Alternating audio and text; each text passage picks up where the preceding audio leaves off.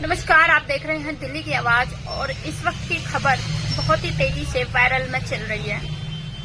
क्या खबर है वो मैं आपको बताऊंगी। तब तक के लिए चैनल को सब्सक्राइब करके एक प्यारा सा लाइक कर दीजिए। दोस्तों, एक तरफ पवन सिंह की हरकत, लखनऊ का जो उनका स्टेज शो था, उसके बाद वो वायरल में चल रहा था। उसके बाद अब एक ऐसी खबर वायरल में चल रही है जो कि आपको कहीं ना कहीं पर झिकझोर के रख देगी, उस दर्द तक लेकर जाएगी जिस दर्द से आज ज्योति सिंह गुजर रही है। ज्योति सिंह के दिल की आवाज, उनके आंसू, उनका दुख, उनकी परेशानी, सब आज उन्होंने अपने सोशल मीडिया पर एक पोस्ट करके झलका दी है, जिसके बाद से हर किसी के मन में एक ही सवाल है कि आखिर पवन सिंह ने ज्योति सिंह के साथ ऐसा क्या क्यों किया। और आखिर ज्योति सिंह खुद इस सवाल से जूझ रही हैं कि अगर मैंने कोई गलती की है तो आप मुझे माफ कर दीजिए, इतनी बड़ी सजा मत दीजिए। दोस्तों, उन्होंने क्या पोस्ट किया है वो मैं आपको बताऊंगी।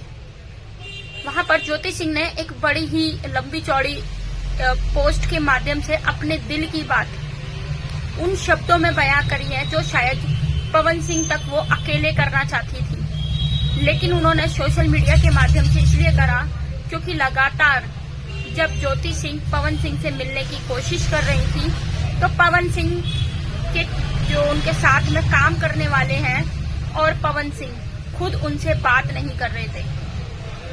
वो मिलने के लिए जब उनसे लखनऊ गई तो वो उनसे लखनऊ नहीं मिले।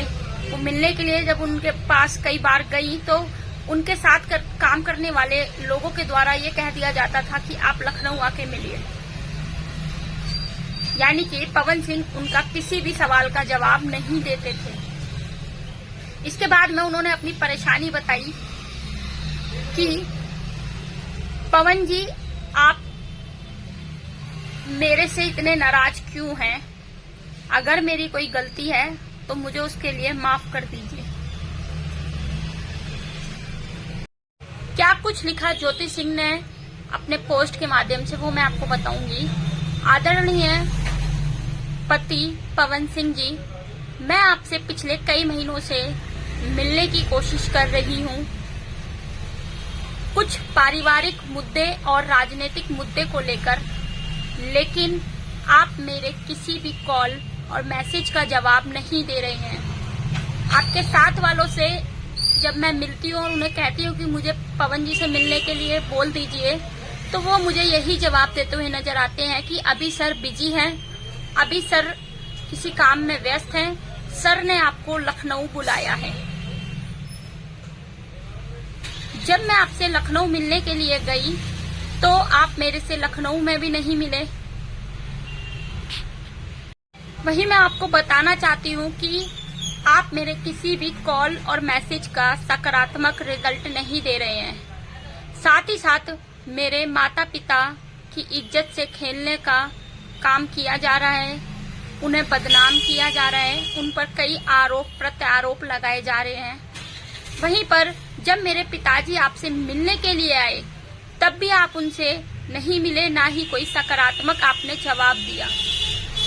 मैं आपसे पूछना चाहती हूँ कि अगर मैंने ऐसा कौन सा बड़ा पाप किया है जिसकी सजा आप मुझे दे रहे हैं।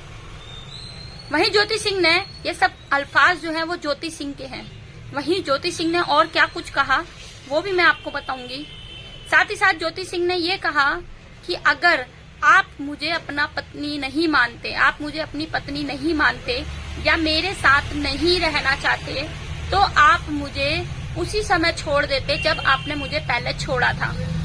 आप क्यों मेरे साथ, आपने क्यों मुझे लोकसभा चुनाव में लेकर आए अपने साथ और झूठा आश्वासन दिया। आज जब मुझे सबसे ज्यादा आपकी जरूरत है तो मैं आपसे मिल नहीं पा रही हूँ, अपनी बात आपसे कह नहीं पा रही हूँ। अपने आप को इतना अकेला महसूस कर रही हूँ कि कहीं ना कहीं मेरा दिल कर रहा है कि मैं आत्मदहन कर लूं। ये सोचिए, ज्योति सिंह ने ये लिखा है, इतनी बड़ी बात लिख दी है। लेकिन मैं आपको ये बताना चाहती हूँ कि मैं आत्मदहन नहीं करूंगी।